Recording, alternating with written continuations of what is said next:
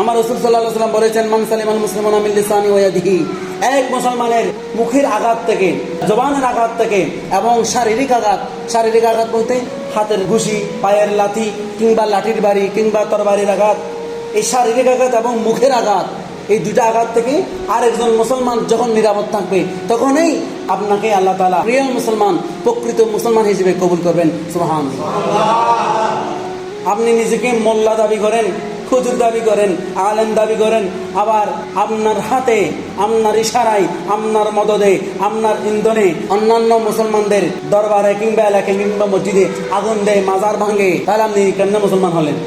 আপনি যে রসুলের উম্মত দাবি করেন, আমরা সেই একই রসুলের উম্মত। তবে হ্যাঁ, মাজারের ভিতরে যদি ভণ্ডামি থাকে, নারী পুরুষ অবৈধভাবে মেলামেশা যদি থাকে, আপনি তাদেরকে উচ্ছেদ করেন, তাদেরকে প্রতিহত করেন, তাদেরকে জোতার বাড়ি দিয়ে মাজার থেকে বের করে দেন। আজানের সময়, নামাজের সময় মাজার বন্ধ রাখেন, সবাই যেন নামাজ পড়ার জন্য বাধ্য হয়ে যায়, নামাজ যেন পড়ে সে ব্যবস্থা করেন। ডোল তাবলা যেটাগুলো জায়েজ নাই, সেগুলো যদি চলতে থাকে সেগুলো বন্ধ করেন। কেউ যদি সেজদা দেয় মাজারে, সেটাকে বাধা দেন। এ সমস্ত এগুলো না করে মাজার ভাঙতেছেন, আবার মসজিদেও আগুন দিচ্ছেন।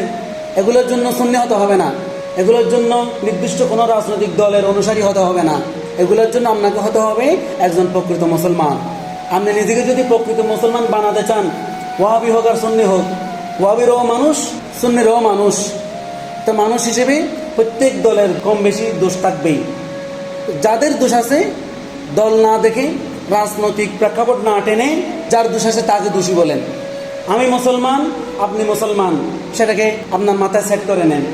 কে সুন্নি, কে ওয়াহাবি, কে কওমি, কে জামাত, কে শিবির, এগুলো মাথায় না এনে কে দোষী, কে দোষ করেছে, কে অপরাধী, কে অপরাধ করেছে, সেটা মাথায় রেখে বিচার করেন।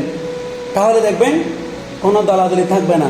যে দোষ করেছে সে হিন্দু হোক, বৌদ্ধ হোক, খ্রিস্টান হোক কিংবা মুসলমান হোক কিংবা সুন্নি, ওয়াহাবি, কওমি, হেফাজতি, যে হোক, যে দোষ করেছে তাকে দোষী বলেন। আল্লাহ তাআলা আমাদেরকে প্রকৃত দোষীকে বয়কট করার তৌফিক দান করুন। আমিন।